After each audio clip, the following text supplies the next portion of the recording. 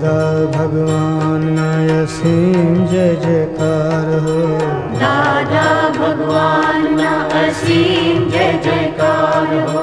દાદા ભગવાનના અસીમ જય જયકાર હો.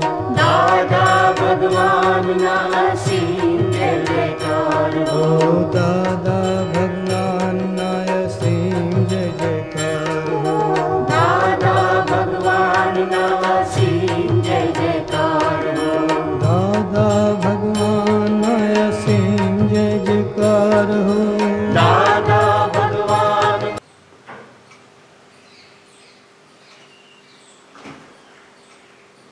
નમો વીતરાગાય, નમો અરિહંતાણમ, નમો સિદ્ધાણમ, નમો આયરિયાણમ, નમો વત્સાયાણમ, નમો લોય સવ સાહુણમ, એસો પંચનમુક્કારો સવ્વપાવપણાસણો મંગલાણં ચ સવ્વેસિં પડવં હવૈ મંગલમ. ઓમ નમો ભગવતે વાસુદેવાય. ઓમ નમઃ શિવાય. જય સચ્ચિદાનંદ, જય સચ્ચિદાનંદ, જય સચ્ચિદાનંદ. ચાલો તારે આપણે કવિરાજનું પદ માણીએ.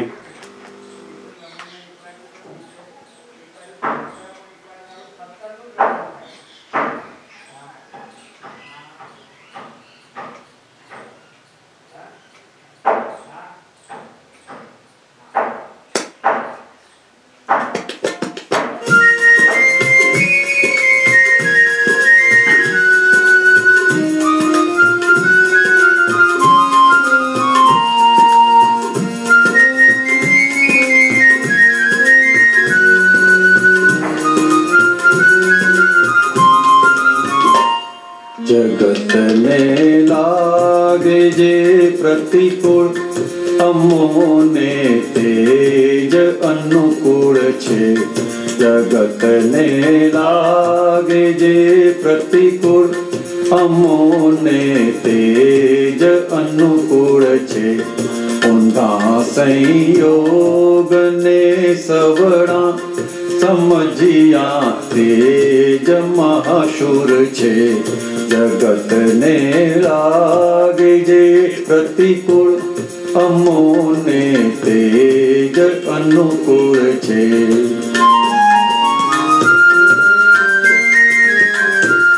ભીતરની સ્થિરતાનું માપ નથી નીકળતું અનુકૂળમાં.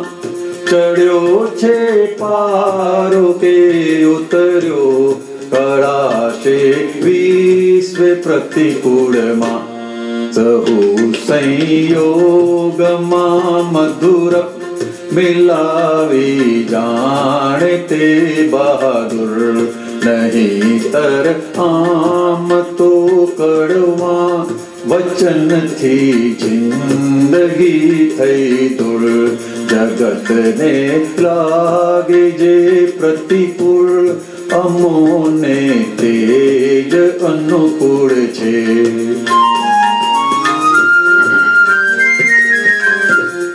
અહંકારીની સામે કદી ઉગામો નહીં વચન હથિયાર.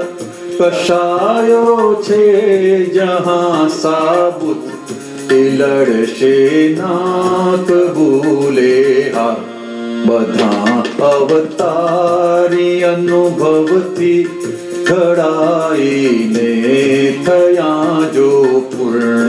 વહેવારે મળ્યો જે માર્ગ, તે ખાઈને થયા સંપૂર્ણ.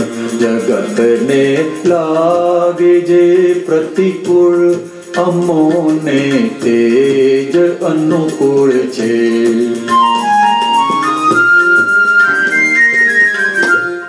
અતિથિ રૂપ છે સંયોગ નથી ટકતા કદી કાયમ મહેમાનો એ જે આવે નિમંત્રણ પત્રિકા દીધી સમ જગતને આપે જે પ્રતિકૂળ તપાવે એ જ તપ મૂળ છે સીધા ઊંધાનું શુદ્ધ દર્શન ખપાવે જ્ઞાન સિદ્ધ મૂળ છે જગતને લાગે જે પ્રતિકૂળ અમોને તે જ અનુકૂળ છે ઊંધા સંયોગને સવડા સમજ્યા તે જ મહાશુર છે જગતને લાગે જે પ્રતિકૂળ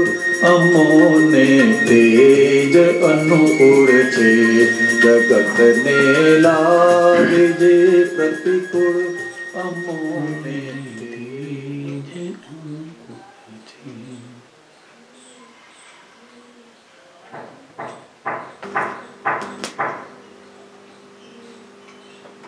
કવિરાજે તો બહુ જ એક એક પદોની અંદર દાદા ભગવાનના જ્ઞાનના સિદ્ધાંતો વણેલા છે.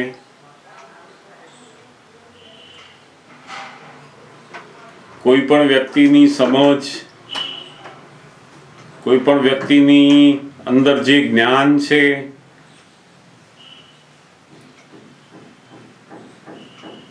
એનો ખરેખરો ટેસ્ટ જ્યારે પ્રતિકૂળ સંજોગો આવે ત્યારે જ થતો હોય છે.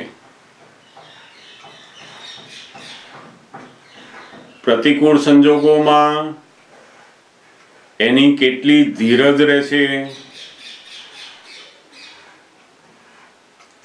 કસાયો ઊભા થયા વગર એ સંજોગોને કેવી રીતે ઉકેલે છે, ત્યાં જ દરેક વ્યક્તિની જ્ઞાનની સમજણની પરીક્ષા થાય છે. કોઈ વ્યક્તિ કેટલી જાણકારી છે એને સાચું જ્ઞાન કહેવાતું નથી, પરંતુ જ્યારે એને પ્રતિકૂળ સંજોગો આવીને ઉભા રહે, એ પ્રતિકૂળ સંજોગોમાં એની જે અંદર સ્થિરતા વર્તે એ આ જ્ઞાનનું પરિણામ છે. દુનિયાના બધા જ માણસોને અનુકૂળ સંજોગોમાં તો જીવતા આવડે જ છે, પણ જ્યારે પ્રતિકૂળ સંજોગો આવે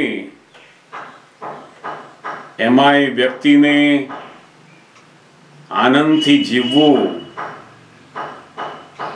એ બહુ જ અઘરું થઈ જાય છે. ને આજના સમયમાં તો માણસે બે જાતની પ્રતિકૂળતાઓ હોય છે. એક તો સંજોગોની અંદર આવેલી પ્રતિકૂળતાઓ પોતાના કર્મના અધીન, અને બીજી જે પ્રતિકૂળતાઓ છે એ પોતાની અજ્ઞાન અણસમજણની. આજના સમયમાં બાહ્ય પ્રતિકૂળતાઓ કરતા અંદરની જે પ્રતિકૂળતાઓ છે એ બહુ જ વિશેષ જોવા મળે છે. દાદા ભગવાને બહુ જ સુંદર આપણને એવી દ્રષ્ટિ આપી છે, 5 આજ્ઞારૂપી દ્રષ્ટિ, અને એ દ્રષ્ટિથી હવે આ પ્રતિકૂળ સંજોગોને આપણે જોવા માંડીએ તો એની અંદર પણ આપણને અનુકૂળતા ઉત્પન્ન થાય છે. સામાન્ય રીતે દરેક વ્યક્તિ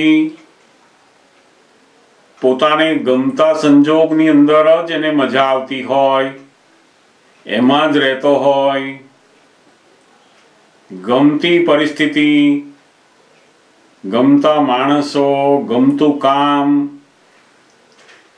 દરેક પોતાની વસ્તુ બધી પોતાને જે ગમતું છે, પોતાની પ્રકૃતિને જે અનુકૂળ આવે છે એની અંદર જ એ રહેતા હોય છે.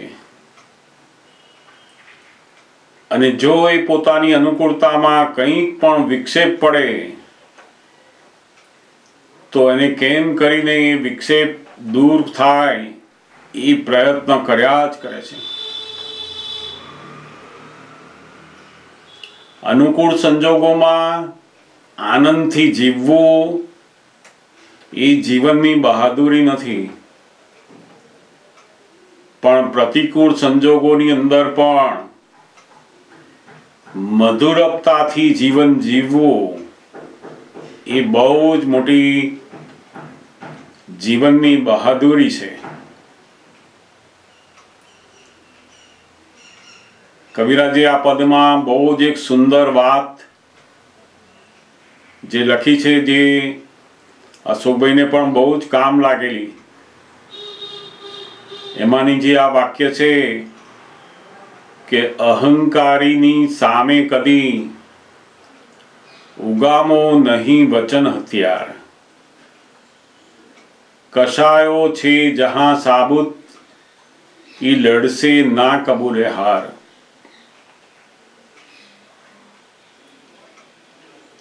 આપણા બોસ હોય, જ્યાં આપણે જોબ કરતા હોય, 50 માણસ 100 માણસનો બોસ, તો એને તો એવું હોય ને કે હું આ બધાનો બોસ છું. એ તમને જે કંઈ પણ બતાવે કે આમ કરો, આ નહીં કરવાનું, આટલા વાગે જ આવવાનું, એની સામે તમે જો તમારી વાણીથી કોઈ પણ હથિયાર ઉગામો, એની સામે કોઈ કાયદો બતાવો, તો એ તરત જ શું કરે? તો કે એ પોતાની હાર ક્યારેય કબૂલ કરે નહીં.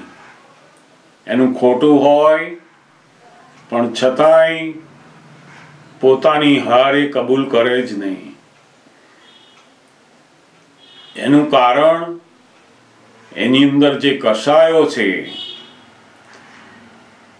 એ કશાયો એને એવી દ્રષ્ટિમાં મૂકે કે મારું ગમે તે થાય પણ હું એમને આગળ નહીં વધવા દઉં, હું એમને આ નોકરીમાંથી કાઢી મૂકીશ, એમનું જીવન બરબાદ કરી દઈશ. આવા બધા જાત જાતના હથિયારો ઉગામે, કારણ કે એની પાસે તો આ કશાયો બધા સાબુત છે. એટલે જેટલા જ્ઞાનીઓ, સમજણવાળા મહાન પુરુષો થયા, એ બધા અનુભવથી શું થઈ ગયા? તો કે એમણે એક જ નક્કી કરેલું કે આ જગતમાં જે કંઈ વ્યવહારની અંદર બધો માર આપે લોકો, એ આપણે ખાઈ લેવાનો,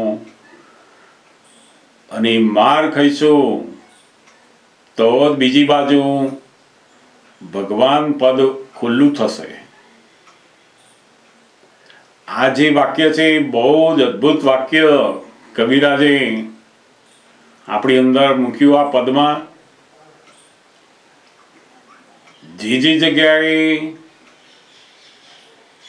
સત્તાવાળા લોકો છે ત્યાં આગળ આપણે આપણા વચનનું હથિયાર ઉગામવા જેવું નહીં. કોઈ જગ્યાએ આપણે ગવર્મેન્ટ કંઈ કામ કરવા ગયા હોય, અડધા કલાક સુધી બેસાડી રાખે, આપણું કામ જુએ નહીં, બધું જાત જાતનું બને. એની સામે તમે જો તમારું વચનનું હથિયાર બગાડો તો તમારું કામ થતું હોય ને એ પણ ના થાય.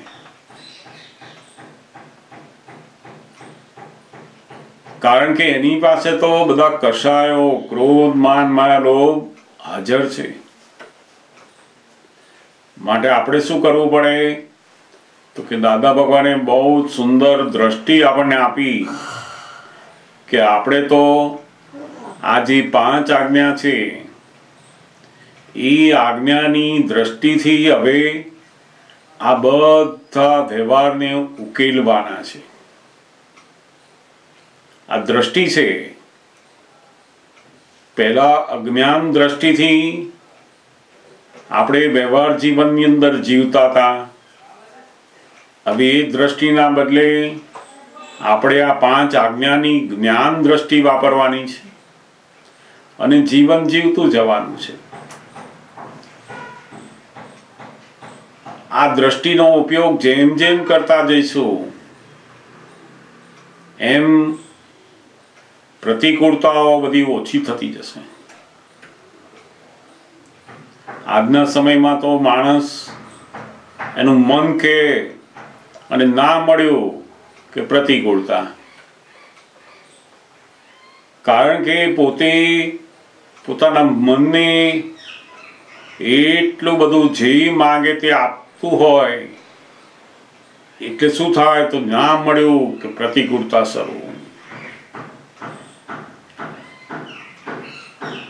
આ પ્રતિકૂળતાના સંજોગોમાં એવી સરસ સમજણથી રહેવાય કે એ સંજોગો આપણને અનુકૂળ લાગે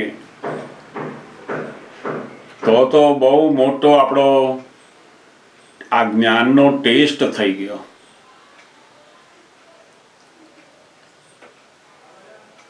મને જે પ્રશ્ન મૂકેલા છે એની અંદર પણ આ વાતો છે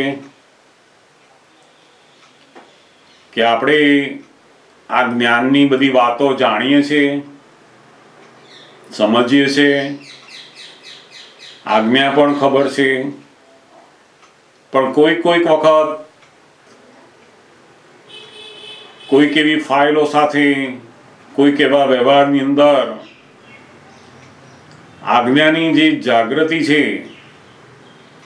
એ જતી રહે છે, રહેતી નથી. એવા સમયે આપણે શું કરવું અને કેમ જતી રહે છે? મને ખબર છે કે સામેવાળો શુદ્ધાત્મા છે, વ્યવસ્થિત છે, મારે સંભાવે નિકાલ કરવો છે, છતાં પણ એ સમયે મારે સંભાવે નિકાલનું રહેતું નથી. આ વ્યવસ્થિત છે એવું એ સમયે લાગતું નથી. ત્યાં અમારે શું કરવું એ ઘણીવાર ઘણા બધા મહાત્માઓનો પ્રશ્ન હોય છે. દાદા ભગવાન ખૂબ સુંદર કહેતા કે આ જ્ઞાન લીધું એટલે તમને જે હું શુદ્ધાત્મા છું એનું લક્ષ બેઠું. એ લક્ષ એ આત્માનું બીજ નાખેલું છે અને એ બીજને રક્ષણ કરવા માટે 5 આજ્ઞાનું પ્રોટેક્શન એ સૌથી અગત્યનું કામ છે. ત્યાં જેટલી 5 આજ્ઞાની સમજણ વધતા અને જોડે એની વેલ્યુ વધતી જાય એમ એની જાગૃતિ સતત વર્તશે. જ્ઞાન મળ્યા પછી આપણી ઇન્ટરિમ ગવર્મેન્ટ થઈ ગયા. આપણી ફૂલ ગવર્મેન્ટ નથી, દાદા ભગવાનની ફૂલ ગવર્મેન્ટ આપણી ઇન્ટરિમ ગવર્મેન્ટ છે. ઇન્ટરિમ ગવર્મેન્ટમાં 2 કામ છે. એક તો ફાઇલોનો સંભાવે નિકાલ કરવાનો અને ફાઇલ ના હોય ત્યારે શુદ્ધાત્માના ધ્યાનમાં રહેવાનું. જ્યારે બધી ફાઇલો વ્યવહારિક જીવનના બધા કામકાજો હોય ત્યારે આપણે હું શુદ્ધાત્મા છું એમાં પડવાની કઈ જરૂર નથી. આપણે છે જ શુદ્ધાત્મા. એ વખતે આ ફાઇલોનો સંભાવે નિકાલ એ આપણા સમજણમાં ફિટ થઈ ગયો. આપણે નક્કી કર્યું. પછી આપણી ફાઇલ નંબર 1 આખી પેલી ફાઇલના કામમાં ડૂબે તો પણ આપણે શુદ્ધાત્માના ધ્યાનમાં જ છે. કોઈ કામ કરતા હોઈએ, જોબ કરતા હોઈએ, રસોઈ બનાવતા હોઈએ, કોઈ જોડે વાત કરતા હોઈએ, દરેક વ્યવહારની અંદર કોઈક સમય કોઈક વ્યવહારની અંદર આપણે બહુ જ ઊંડા ઉતરી જતા હોઈએ, પણ એ ઊંડા ઉતરેલા વ્યવહારમાં પણ આપણે આત્મા તરીકે જ છીએ. કારણ કે પૂર્વભવની અંદર આપણે જેની જોડે જે મમતા કરેલી છે એ મમતાના આંટા ફરી પાછા અહીંયા ઉકલે છે. અને એ ઉકલતી વખતે આપણો પેલો ધ્યેય અંદર નક્કી થઈ ગયો છે કે મારે આ ફાઇલનો સંભાવે નિકાલ કરવો છે. પછી આપણી ફાઇલ નંબર 1 ગમે તેટલી ઇન્વોલ્વ થાય ને એમાં આપણને શંકા શું પડે છે તો કે પેલી ફાઇલ જોડે હું ઇન્વોલ્વ થઈ ગયો એટલે મને આ જ્ઞાન રહ્યું નહીં એમ. જ્યારે દાદા ભગવાન કહેવા શું માંગે છે કે તમને એકવાર નક્કી કર્યું કે આ ફાઇલ અને સંભાવે નિકાલ એટલે તમે આજ્ઞામાં આવી ગયા. પછી તમે એ ફાઇલ સાથે વાતોમાં, બોલવામાં, ખાવામાં, જોવામાં ગમે તેટલા ઇન્વોલ્વ થયા અંદર, પણ એ ઇન્વોલ્વ થયેલો ભાગ અને તમે એ જુદા જ છે. ત્યાં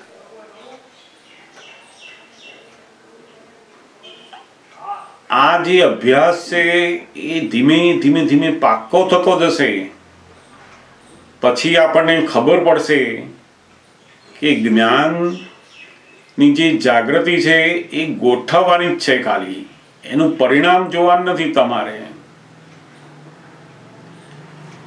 ઇન્ટ્રીમ ગવર્મેન્ટમાં આપણે જે પરિણામ જોવા જઈએ છીએ ત્યાં આપણી ભૂલ થાય છે કે આવું કેમ ફાઇલની જોડે રહ્યું નહીં, મારાથી કેમ ઊંચે અવાજે બોલાઈ ગયો, એને દુઃખ થાય એવું કેમ થઈ ગયું.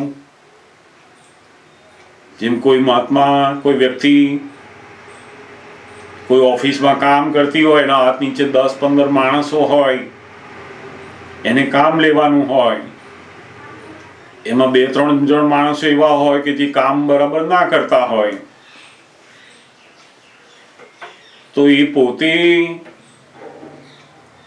એ કંપનીનો મેનેજર છે, એને કામ લેવાનું છે. આ બધું એ લોકોને આપણે જણાવ્યું છે, એના માટે તેમને રાખ્યા છે આપણે. તો આપણે એકવાર એને સમજાવીને કહીએ કે ભાઈ કેમ કામ નથી થતું, આટલું શું તકલીફ છે તને, આપણે એને જાણો. અને એ બધું એની જોડે વાતો કરતા કરતા આપણે જાણીએ, છતાંય પણ 1 વાર, 2 વાર, 3 વાર અને ત્રીજી વખત થાય ને આપણે પોતે ગુસ્સે થઈ જઈએ, અથવા તો એમને નોકરીમાંથી કાઢી મૂકીએ, કોઈ પણ વ્યવહાર કરીએ બધા,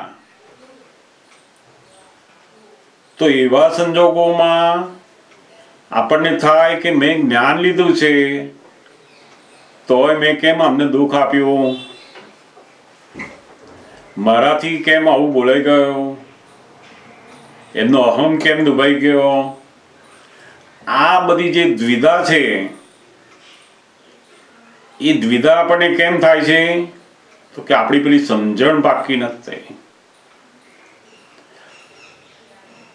આપણી ફાઇલ નંબર 1 જે વ્યવહાર કરવાનો હતો મેનેજર તરીકેનો, એમનો જે વ્યવહાર છે એ ડ્રામેટિક રીતે એને કરવાનો જ છે. એમાં એકાકાર થઈ ગયા છે. એ એકાકારપણું એ પૂર્વભાવનો જે હિસાબ છે એના કારણે છે. આપણે આપણા કામ કરવામાં એકદમ એકાકાર થઈ જઈએ છીએ, કારણ કે જેટલો રસ તમે જે ફાઇલો સાથે જે કામ સાથે અંદર ભરીને લાવ્યા છો, એ રસ અત્યારે જ્યારે નીકળે ને ત્યારે તમે એકાકાર હો અંદર. તો કે દાદા ભગવાન શું કહે છે કે આ જે કંઈ પણ થયું, તમે ગુસ્સે થયા, બોલ્યા, ગમે તે થયું, પણ એ થઈ ગયા પછી તમને આ કરવાની રુચિ નથી, માટે તમે બિલકુલ આનાથી મુક્ત છો. અંદર સહેજ પણ બીજાને દુઃખ આપવું, કોઈનો અહમ દુભાવો, એવી સહેજ પણ પોતાની રુચિ નથી. અંદર પોતાની રુચિ એ જોખમકારક છે. અંદર તમે શું બહાર એની જોડે વ્યવહાર કરો છો એની જોડે કોઈ લેવા દેવા નથી. આ જે વિજ્ઞાનની જે સમજણ છે એ આપણને ફિટ થતા થતા થતા થતા દ્વિધાઓ બધી ઓછી થશે. પછી આ બહુ જ સુંદર છે કે ગમે તેવા સમજો, ગમે તેવી ફાઇલો આવે છે, એ દરેક ફાઇલોની અંદર આપણે આ 5 આજ્ઞાની ગોઠવણી બહુ જ સરળ રીતે સહેજ રાખી શકીએ એમ છે. જેમ આપણે આપણા હસબન્ડને કહ્યું હોય કે આજે આપણે ઘરે મહેમાન આવવાના, તમે સાંજે 6-1 વાગે તો આવી જશો ને એમ. એ કે હા ચોક્કસ આવી જઈશ એમ. આજે તો મારું બહુ કામ છે જ નહીં અને બરાબર હું 6 વાગે ઘરે આવી જ જવાનો છું. હવે બધું નક્કી થઈ ગયું, આપણે ઘરે છે, ઘરે મહેમાન આવી ગયા અને 6 ના 6:30 થઈ ગયા તો હવે આવ્યા નથી. એટલે આપણને શું થયા કરે, અંદર મન ઊંચું નીચું થયા કરે કે આનું ઠેકાણું નથી. પોતાનું મનનું જે છે વ્યવહાર આખો કેવો છે, તરત ઊંધું શરૂ થઈ જાય. શું શરૂ થાય તો કે એમના વિશેના જેટલા અભિપ્રાયો અંદર પડ્યા છે ને એ ઉકલવા માંડે ત્યાંથી. કે આ દર વખતે ઘરનું કંઈ કામ હોય છે ને એમાં જ એમના લોચા આવે છે. હમણાં જો પારકાનું હોય ને તો કલાક વહેલા જઈને બધું કરી આવે. બધું આપણે અંદર જોઈએ ને તો બધા અભિપ્રાયો એમના વિશેના જે છે ને એ અત્યારે નીકળે અંદરથી. પછી જે અભિપ્રાયો આપણની ફાઇલો પ્રત્યેના પડ્યા છે ને એ અભિપ્રાયો જ્યાં સુધી ધોવાતા નથી ત્યાં સુધી પેલી આજ્ઞાની દ્રષ્ટિ સ્થિર થતી નથી. આજ્ઞા અંદર ચેતવે છે, બધું યાદ આવે છે, બધું જ, પણ એ સ્થિરતામાં કેમ નથી આવવા દેતું? તો કે પેલો અભિપ્રાય પાછો વચ્ચે અંદર આવે છે. એટલે દાદા ભગવાને આ બહુ મોટો એક પુરુષાર્થ મૂક્યો છે કે જે ફાઇલો સંબંધી તમને બધા જાતના જે અભિપ્રાય ગ્રાઢ થઈ ગયા છે એને ધોવાના. પહેલા તો આજ્ઞાની જાગૃતિને કન્ટિન્યુઅસ રાખવા માટે આ બહુ જ જરૂરી છે. પહેલા તો દીકરા દીકરી હોય, હસબન્ડ વાઈફ હોય, આપણી જોડે જે કામ કરનારા લોકો હોય, સાસુ સસરા હોય, કોઈ પણ હોય, તો એ આપણને જે અભિપ્રાયો બધા બેસી ગયા છે કે આ માણસ તો હંમેશા મારી જોડે કામ જ લઈ લે છે, આ માણસ તો મને છેતરે છે, આ માણસ તો પહેલા આવું કરી ગયો હતો, બધું જાત જાતનું એના વિશેની એક અભિપ્રાય ડિઝાઇન આપણી અંદર તૈયાર થયેલી હોય છે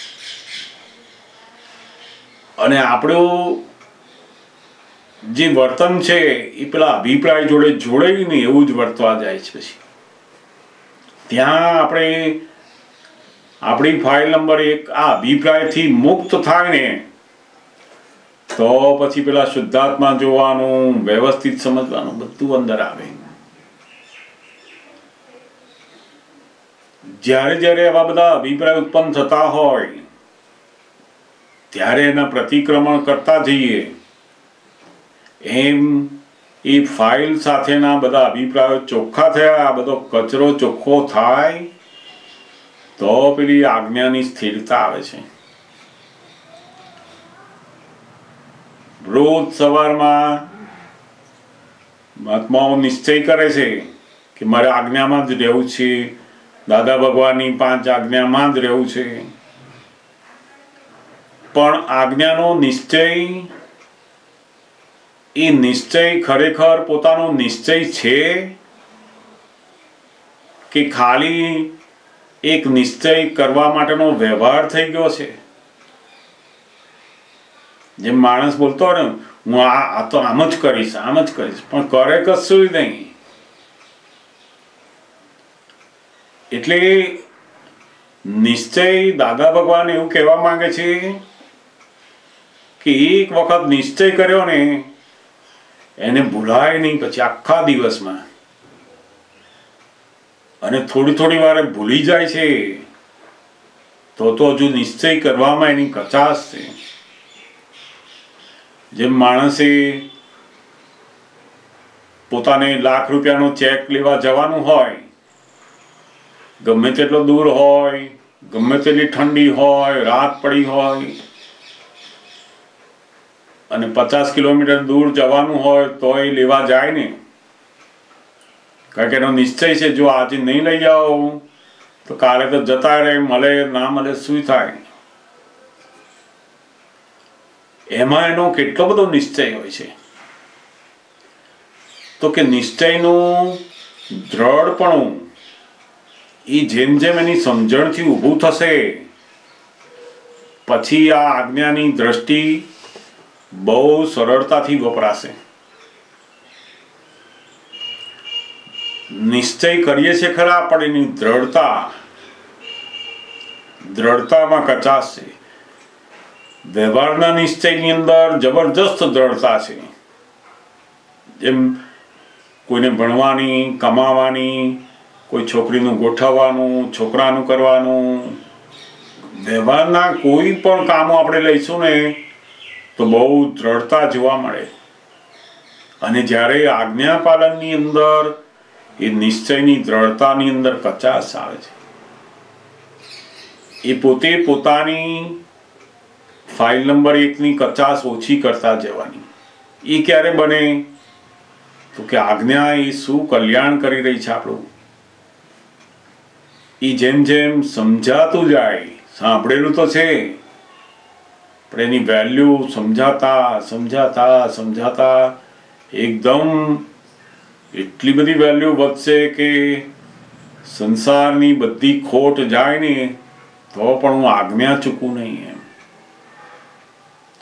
એવું જ્યારે અંદર બરાબર દ્રઢતા આવશે ને અનુભવમાં આવશે ત્યારે જબરજસ્ત આ નિશ્ચય થયો અને એનું કામ કરશે. પછી એટલે મોટા મોટું આ નિશ્ચયના જે ભેદ છે એ જાણી લેવાની જરૂર. એ સિવાયના જે અભિપ્રાયો છે આ બધા એ એને ચોખ્ખા કરતા જાય. કેટલાય કાળથી પોતે પોતાની પ્રકૃતિને વશ થઈ અને પોતાનું ધારેલું હોય પોતે કરે અને બીજાને કરાવડાવતા હોય. ત્યાં આગળ પછી પેલી જે આજ્ઞાની દ્રષ્ટિ છે એ સ્થિર રહે નહીં. જેમ જેમ એ સંજોગોના આધીન, બીજાના આધીન, વ્યવસ્થિતના આધીન રહેતા જાય એમ પેલી દ્રષ્ટિ સ્થિર થાય. કોઈ વસ્તુ લાવવાની કહી હોય અને એ લાવે જ નહીં, તો વ્યવહારમાં કહેવાય, આપણે પૂછાય કે ભાઈ કેમ ભૂલી ગયા આજે, આ તો તમને ખાસ કહેલું, આના વગર તો ચાલશે નહીં, બધું જ કહેવાનું છે તમારે. પણ જોડે જોડે અંદર સમજવાનું શું છે, તો કે આ જ વ્યવસ્થિત છે, અત્યારે નથી લાય.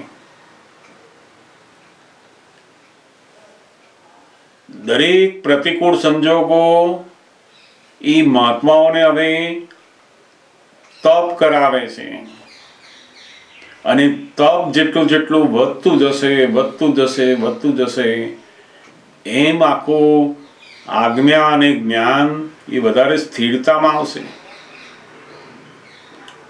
દાદા ભગવાન કહેતા કે અમે મહાત્માઓને બહુ તપ વિશેની વાતો જલ્દી કહેતા જ નથી અમે, કારણ કે આ કાળના લોકો નું મન કેવું છે, બહુ તપ કરી શકે જ નહીં. એટલે કે મહાત્માઓ 5% જ તપ કરે છે, 95% તો જે તપ છે એ તો બધું જતું રહે છે એમનામ જ. અને એના કારણે આટલું અદ્ભુત જ્ઞાન નો જે અનુભવ થવો જોઈએ અંદર, એમાં પેલી કચાશ આવી જાય છે. કોઈ કામ કરતા હોય અથવા કોઈ જગ્યાએ આપણે કંઈક વાત કરી હોય અને સામેવાળો માણસ આવીને કહે કે ભાઈ આ કામ તો તમે એકલા જ બગાડ્યું, આવું કેવી રીતે કર્યું, તમે આ બધાને ઊંધે રસ્તે લઈ ગયા, આમના વિશે ઊંધું બોલ્યા, આમનું આમ કર્યું તેમ કર્યું. એ જેવું બોલે એટલે તરત જ આપણે શું કરીએ કે ના, મેં તો આવું નથી કહ્યું એમને, આ મેં બગાડ્યું નથી. એ જેવું આપણે સાંભળ્યું કે આપણે આપણી ફાઇલ નંબર 1 પક્ષમાં આવી જઈએ છીએ કે મારા વિશે કહ્યું એમણે, મેં બગાડ્યું નથી, એટલે સીધું રક્ષણ કરવામાં પડી જઈએ સીધા. હવે ત્યાં આગળ એને જાગૃત થવાનું છે કે આ જે કહે છે ને એ ફાઇલ નંબર 1 ને કહે છે, એટલે સાંભળી લો કહીએ તમે. આપણે એમને જેવો જવાબ આપી દીધો કે મેં બગાડ્યું નથી, એટલે આપણે એના પક્ષના થઈ ગયા ત્યાં જ. દાદા ભગવાન શું કહેવા માંગે છે કે જેટલા તમે આ પૂતગલના પક્ષના ઉપરાણા લેયા કરશો એમ આત્માના અનુભવમાં કચાશ આવશે. જેમ જેમ આ પ્રતિકૂળ સંજોગો, આ એની અંદર પ્રતિકૂળ સંજોગોમાં આખો રિલેટિવ ભાગ જે છે, ફાઇલ નંબર 1 નો જે ભાગ છે એ એબસન્ટ થાય છે. ના ગમતા સંજોગો આવે ત્યારે પોતાનું મન, બુદ્ધિ, અહંકાર બધા શું થઈ જાય, એબસન્ટ થાય છે, એને કશું ગમતું નથી. અને જ્યારે આ પૂતગલનો આખો ભાગ એબસન્ટ થાય ને ત્યારે પેલો આત્માનો ભાગ જાગૃત થાય. આપણે શું થાય છે તો કે આ મન, બુદ્ધિ અને અહંકારનો ભાગ છે ને એને એબસન્ટ નથી થવા દેતા. જેવું કોઈ જગ્યાએ ના ગમ્યું કે મન બીજું શોધીને બીજામાં પડી જાય, બુદ્ધિ અને બીજી રીતે શણગારે કે આ તો એવા જ છે, એ તો રોજ બોલે છે.